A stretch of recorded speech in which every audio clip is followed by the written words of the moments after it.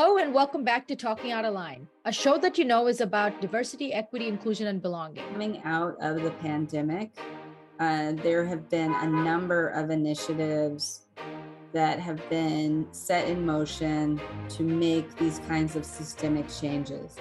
And in Alaria in particular is an HR tech company focused on measuring inclusion in the workplace. We're established with a social impact mission in mind, where we're trying to make workplaces more inclusive for all. And so it's a really exciting way to bring my two backgrounds together. Some of my friends will read about this basketball story, or some of my friends will read about this social justice story, but everyone reads about the story that has both.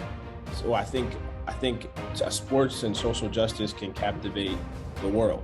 Corporations identified as more diverse and inclusive are 35% more likely to outperform their competitors. There's this mantra that I had, like literally on my computer when I was in college. It was a phrase that some friends always talked about: be so good they can't ignore you. And I took it to heart. So for example, the fact that I'm talking to you now is a privilege. That's correct. The fact that I serve as a commissioner in the Northampton Policing Review Commission, that's a privilege. So overall, 59% of Americans believe that news organizations don't quite understand them, while only 37% of Americans feel understood by the media. Is that something you can relate to? Absolutely.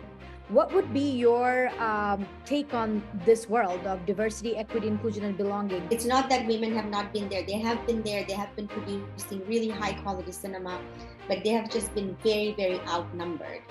When we have this conversation in 10 years, it will be a different conversation.